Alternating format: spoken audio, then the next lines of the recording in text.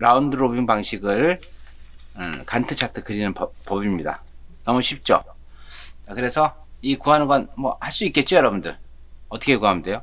프로세스 1은 언제 끝났어? 요때 끝났죠, 요때. 그렇죠? 윤제 도착해서 요때 끝났으니까 29가 되는 게 맞고, 프로세스 2 같은 경우는 언제 끝났죠? 요때 끝났죠. 60이. 60에 끝나는데 언제 왔어? 1초 후에 왔죠. 그러니까 60일이 맞는 거고. 그 다음에 프로세스 3는 언제 끝났어? 프로세스 3 보면 여기 끝났죠. 35초에. 35초가 해서 2초 후에 왔으니까 이렇게 되는 거고. 그 다음에 프로세스 4는 19초에 끝났는데 3초 후에 왔으니까 이렇게 되는 거고. 플러스 5 이렇게 되고. 대기시간 마찬가지죠. 여러분도 구할 수 있겠죠. 그래서 대기시간 구해가지고 이렇게 평균 반환시간, 평균 대기시간을 구하면 돼요. 라운드 로빙 스케줄이 이제 제일 중요한 거는 규정 시간, 할당 시간이라고 하는 거예요. 할당 시간을 프로세스 시간이 10초다. 프로세스가 10초면 10초를 CPU를 써야 돼요. 그런데 할당 시간을 12초로 주잖아요. 그러면 얘가 한번 들어오면 끝까지 하고 작업을 하고 가겠죠. 그렇죠? 그런데 만약에 할당 시간을 6초로 했다. 그럼 어떻게 돼요? 얘는 문맥 교환이 한번 일어난 다음에 4초를 쓰겠죠. 문맥 교환. 그렇죠?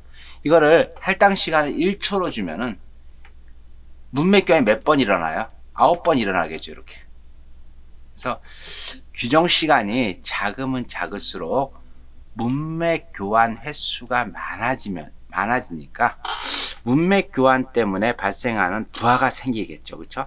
문맥 교환이 일어난다는 건 뭐야? 이쪽 프로세스를 쓰다가 저쪽 프로세스를 바꾸는 거잖아요. 그럼 그걸 저장하고 다시 불러주고 하는 그런 쓸데없는 작업들이 많겠죠. 그거에 대해서 문맥 교환에 소요되는 시간보다 규정 시간을 충분히 해야지만은 그 CPU를 굉장히 효과적으로 사용할 수 있다는 얘기입니다. 그래서 요거는 뭐냐면요. 요것도 이제 기사 시험에 아주 자주 나와요. 이렇게 그림을 딱 그려놓고 이렇게 프로세스 시간이 이렇게 됐는데 요거에다는 평균 반환 시간에 대한 그래프를 그리세요 라고 하는 거예요. 지금 이건 뭐냐면요. 평균 반환 시간이 규정 시간이 1일 경우 평균 반환 시간이 얼마가 되고 규정 시간 2일 때 평균 반환 시간이 얼마고 규정 시간이 3일 때 평균 반환 시간이 얼마고 요걸 구하는 거예요. 요걸. 여기 이제 기사시험 문제 아주 그 라운드 로빙 방식 하면 꼭 이게 나오더라고요. 여기 기사시험 문제. 그래서 이런 건 어떻게 한다 그랬어요? 규정 시간이 1인 경우, 그죠? 규정 시간이 1인 경우는 요걸 어떻게 나누라 그랬어요? 요거를 111로 나누라 했죠. 1 플러스 1 플러스 1 플러스 이렇게 해서 6개로 나누고 얘는 111에 셋 나누고 그렇죠? 이렇게 여기 P1의 경우는 이렇게 1을 6개로 나누고 P2의 경우는 1을 3개로 나누고 그렇죠? P3는 1을 하나고 P4는 1이 7개죠. 이렇게 나누라 그랬어요. 그래가지고 여기다 배치를 하면 되겠죠. 맨 처음에 P1이 들어가고 1인 경우 그렇죠?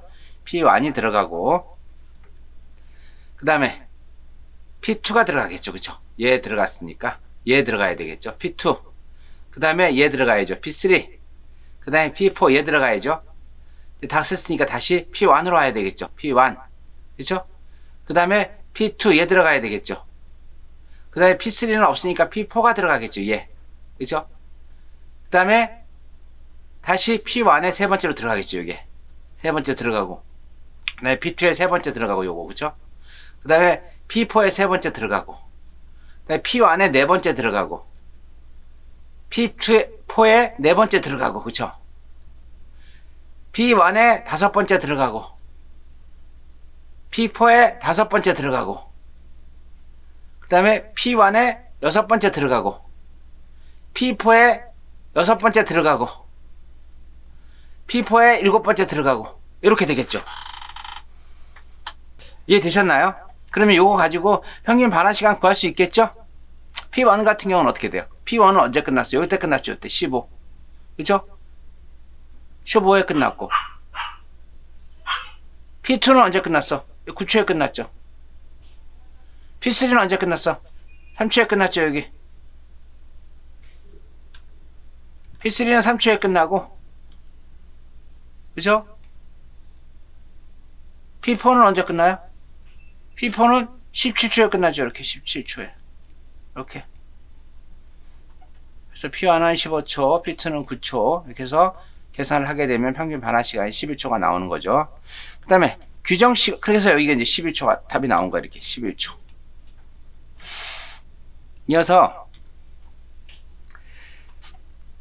규정 시간 2인 경우. 2인 경우는 어떻게 하라 그랬어요? 이렇게 나누라 그랬어요. 이렇게. 2. 얘가 6이죠. 그쵸? 야, 2, 1. 얘가 3이죠. 얘는 1. 그 다음에 2, 1. 이게 7이죠. 그쵸? 이게. 그래서, 요대로 배치를 해주면 되겠죠? 이런 경우, 2, 이렇게 돼 있으니까, 맨 처음에는 P1이 두 개가 들어가겠죠. P1, 그쵸? 그 다음에 두 번째 거, P2 들어가죠.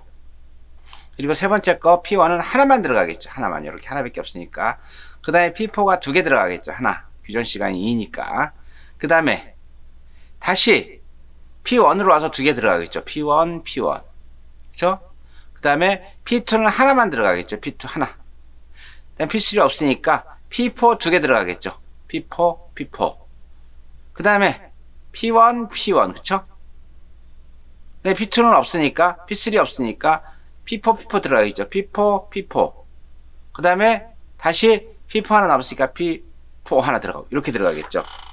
그러면 평균 반환 시간이 P1은 어떻게 돼요? P1은 여기 있는 것처럼, 그쵸? 요때 끝났잖아요. 요때 끝났으니까 14. P2는 언제 끝났어? P2가 여기 끝났네요. 그쵸? P2가 10이 돼야 되는데 10. P3는 언제 끝났어? P3는 이때 끝났죠. 5. 그쵸? 여기 요거 10입니다. 이거 잘못됐어요. 요거 다시 5. 그 다음에 P4는 17에 끝났겠죠. 그쵸? 요거 요거 10으로 계산해야 되겠죠.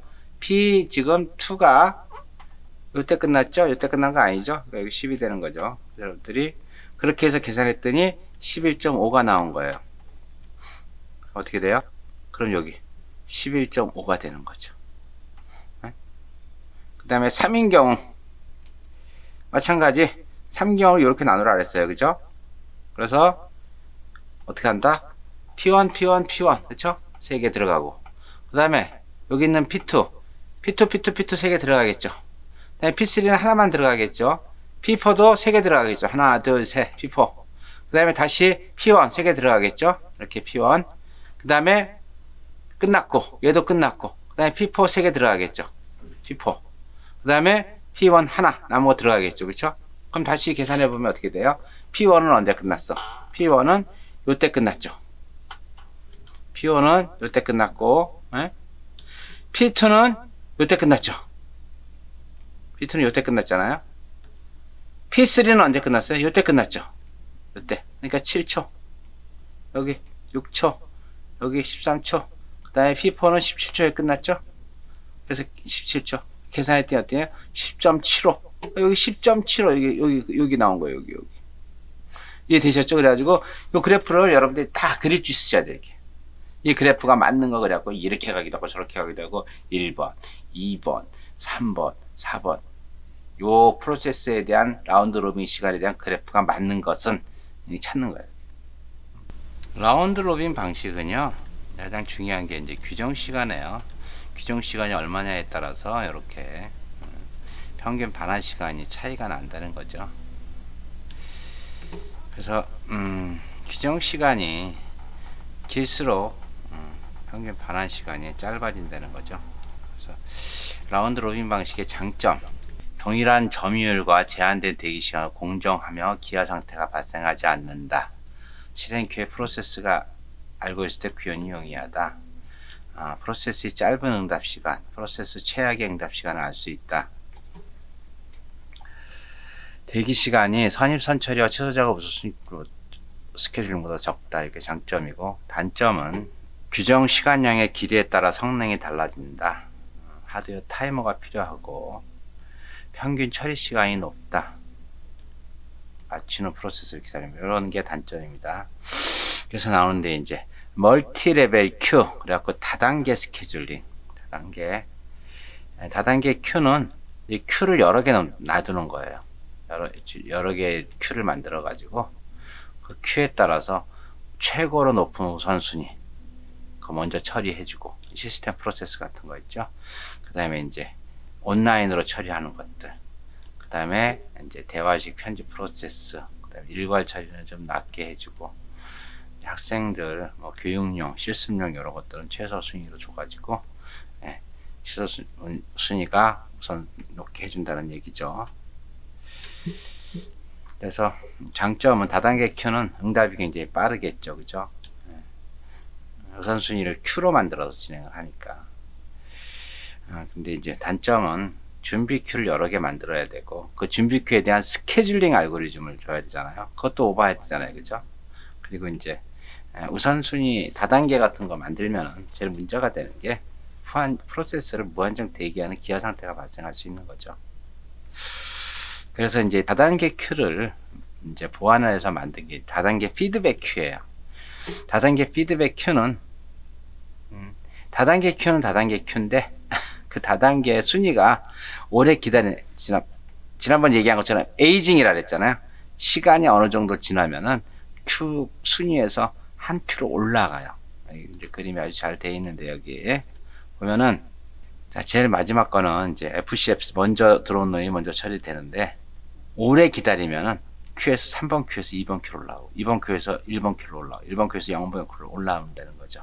그래가지고 이제 다 처리됐다 그러면 이제 우선순위에 따라서 다시 순서가 뒤로 밀려가는 거죠. 요걸 에이징이라고 말씀드린다 그랬어요, 그렇죠? 그래서 이제 문제는 다단계 큐에서 스케줄링 큐를 정의를 해야 되는데, 일단 큐가 몇 개냐, 각 큐에 대해서 스케줄링을 어떻게 할 거냐, 그리고 올릴 때 어떻게 결정할 거냐, 내릴 때 어떻게 결정할 거냐, 어느 큐에 프로세스가 딱 떴다 그럼 어디에 넣을 거냐, 이런 것들을 갖다가 고민을 해야 된다는 얘기죠, 그렇죠? 그래서 이제 다단계 큐하고 라운드 로빙 그 스케줄링을 갖다 비교를 해봤어요. 여기 다단계 큐는 Q1, Q2, Q3가 이렇게 있어가지고 시간을 쭉 배정했더니, 여기 반환 시간을 계산했더니 다단계 큐가, 이 다단계 큐도 이제 결국은 선점형이에요. 큐에 의해서 만들어진 거니까 여러분들 요거 충분히 계산할 수 있어요, 그렇죠? 그래서 다단계 피드백 큐의 장점과 단점, 이거는 스케줄러 특정 시스템 자동으로 입출력 중심과 프로세스 중심으로 분류를 할 수가 있죠, 그렇죠? 그리고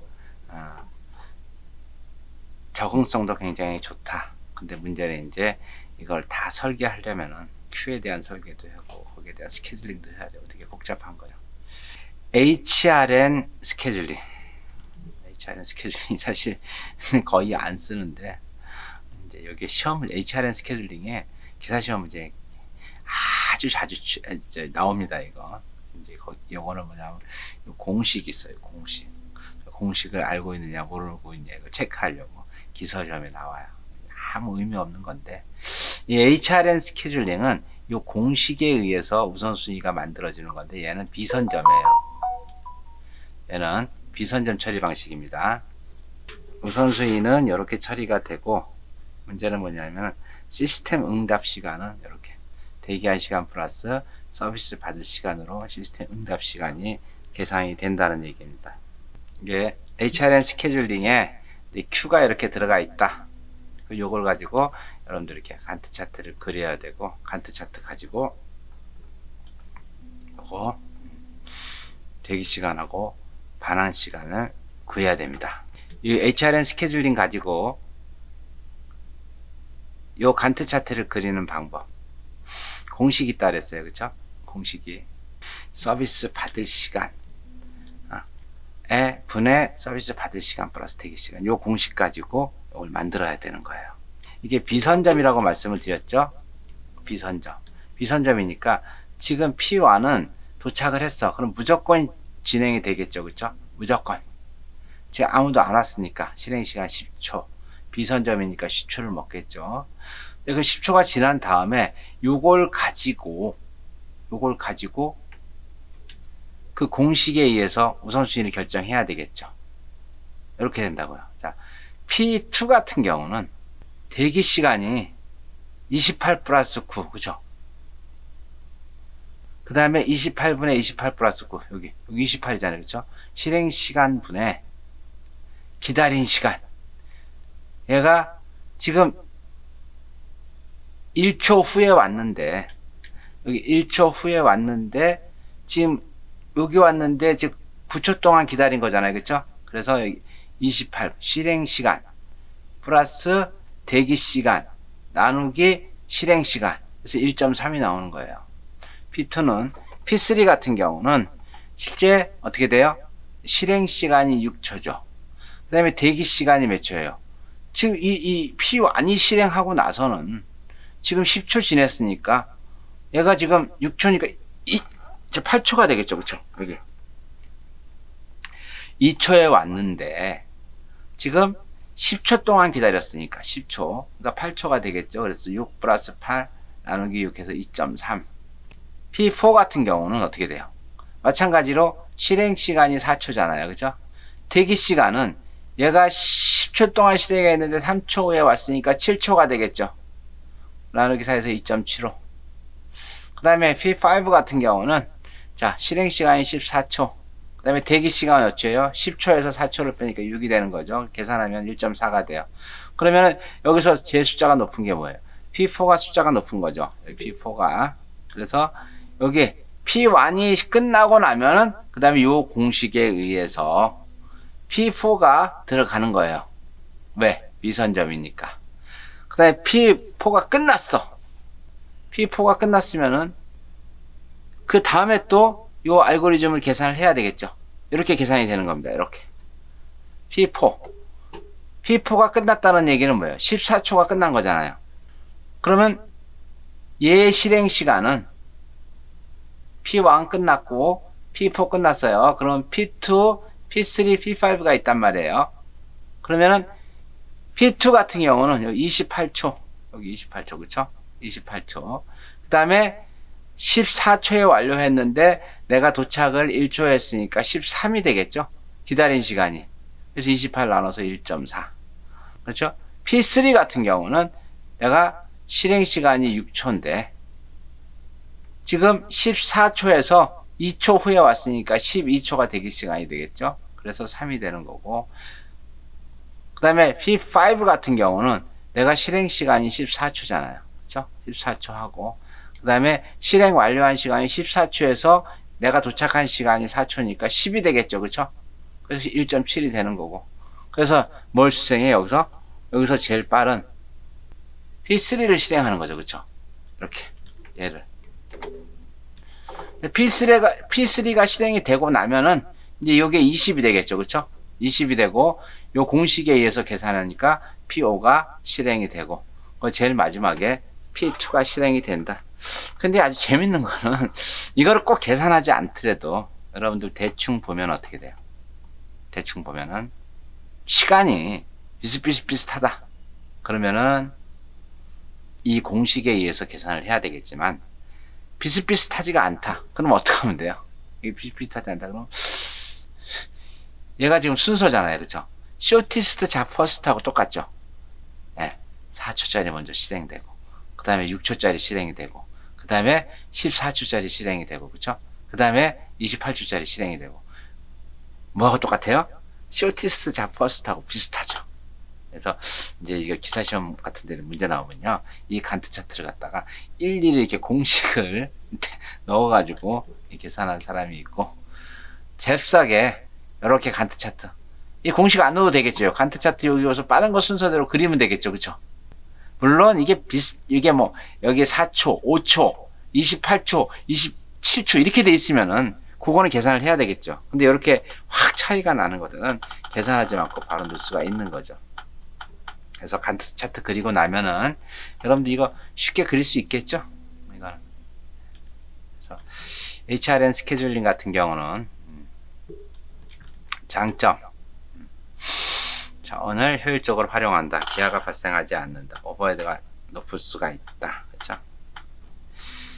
지금 비선점 방식은 거의 안 써요. 그러니까 일괄 처리 쪽에서만 쓰고 그다음에 이제 백그라운드 프로세스에서만 처리하지. 이어서 교재 264쪽에 다중 프로세스 스케줄링. 다중 프로세스 스케줄링은 뭐냐면 프로세서가 여러 개잖아요. 프로세스가 여러 개인데 그 하나의 프로세스 안에서 여러 개의 프로세스들을 이렇게 스케줄링 해야 되는데, 이거는 지금 프로세서 자체가 여러 개야. CPU가 여러 개란 말이에요. 그래서 스케줄링을 어떻게 할 거냐 되는 건데, 거기 있는 것처럼 이제 간결합 스케줄링 방법이 있어요. 간결합 스케줄링 방법은 이제 두 가지가 있는데, 265쪽에 보면 있어요. 이제 프로세서 CPU예요. CPU가 각자 자신이 알아서 이제 스케줄링 하는 게 있고, 네, 그 주종 관계를 만들어 가지고 비대칭으로 마스터하고 슬레이브 구조를 만들어서 CPU가 여러 개 있잖아요. 이렇게, 그쵸? CPU가 여러 개 있으면은, 야, 너는 대장, 네가 알아서 이 쫄병들한테 이렇게 분배를 해줘라, 이렇게 해주는 거. 비대칭 다중 처리가 있고, 자신이 알아서 동등하게 봐주는 스케줄링이 있다, 그런 얘기 한번 쭉 읽어보시면 충분히 이해하실 거예요.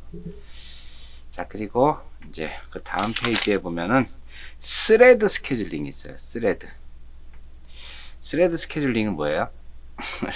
프로세스 안에 있는 프로세스, 그쵸? 프로세스, 그걸 스레드라고 얘기하는데, 이제 똑같이 거의 그 프로세스 스케줄링하고 비슷하고 보면 돼요. 작은 단위의 프로세스 스케줄링이라고 보시면 돼요. 스레드 스케줄링. 그래서 동일한 주소 공간에 동시에 실행하고 협동하는 스레드를 구현할 수 있다. 그래서 이제 스레드 문맥 교환은 프로세스 문맥 교환보다 오버헤드가 적어요. 그래서 지금 이제 스레드를 이용한 스케줄링을 굉장히 많이 하고 있습니다. 이제 스레드 스케줄링은 여러 가지가 있는데, 일단 부하 공유하는 스케줄링이 있어요. 부하 공유. 이 부하 공유는 특정 프로세스 하나에 할당하지 않고 전혀 큐에서 프로세서를 유지하고, 그래서 쉬고 있는 프로세스를 한 개를 선택해서 단일 프로세서 환경에서 그대로 채택하는 아주 간단한 방법이 부하 공유, 로드 쉐어링이죠. 그래서 이제 장점은 프로세스에게 균등하게 분할하고, 실행 대기 중인 작업에는 분산하지 않는 거, 그리고 중앙 스케줄러가 없이 사용할 때는 현재 작업에서 진행한 프로세스 다음 작업으로 선정하고, 전역 큐는 선입 선처리 우선순위를 이용해서 구성할 수 있고,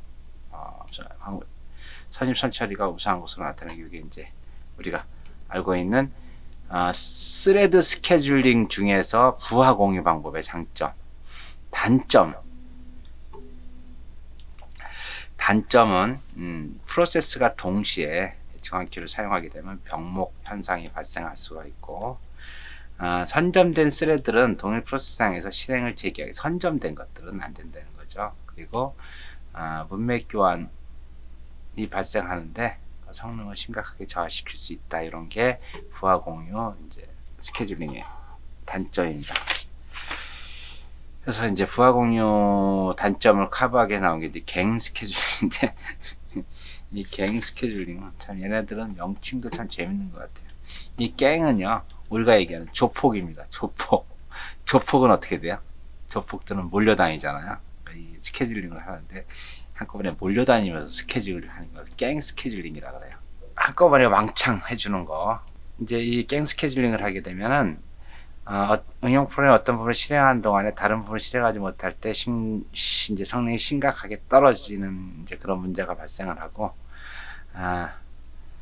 이제 그런 일이 발생하면은 문맥 교환 횟수를 최소화하고, 스케줄링 결정할 때 다수의 프로세스, 갱이라 그랬잖아요. 갱 몰려다닌다 그랬잖아요. 그쵸? 그러니까 다수의 프로세스와 영향을 주니까 스케줄링 오버헤드를 줄일 수가 있다, 뭐 이런 거예요.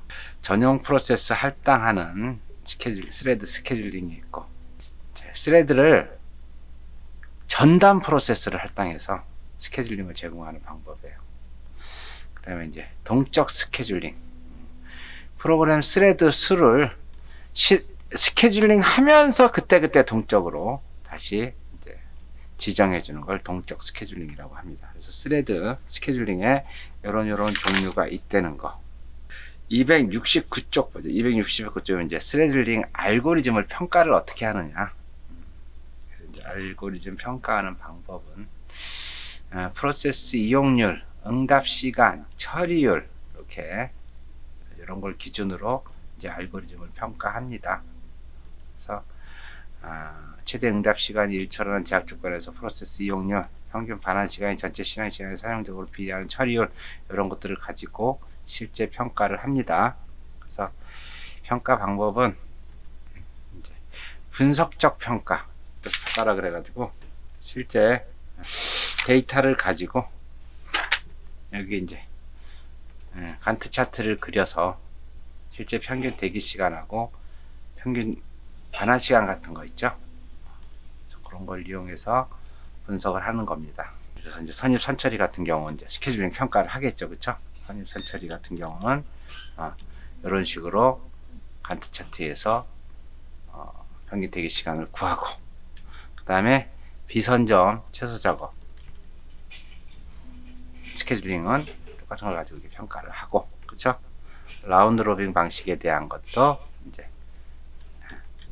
이런 것들을 정리해 가지고 평균 대기 시간을 평가해서 이렇게 어떤 게 가장 좋은 건지를 이렇게 평가를 하는 겁니다. 이어서 과제물 안내하겠습니다. 12일차 과제물은 에이징 기법에 대해서 간략하게 기술해 주시면 될 것 같고요. 그리고 두 번째는 이제 오른쪽 큐 우선순위 스케줄링, 프라이어리티 스케줄링 있죠? 프라이어리티 스케줄링에 대한 간트 차트를 그려서 평균 반환 시간, 평균 대기 시간을 구하시면 됩니다. 그리고 이거는 이제 HRN 스케줄링 있죠? 실행 시간 분의 실행 시간 플러스 대기 시간을 가지고 간트 차트 구하고 요거에 대한 평균 반환 시간과 평균 대기 시간을 구하면 되겠죠. 그리고 이제 세 번째는 라운드 로빙 방식. 이렇게 들어왔을 때 라운드 로빙 방식을 이용해서 실제 평균 반환 시간과 평균 대기 시간을 구하시면 됩니다. 오늘 강의 잘 들으셨나요?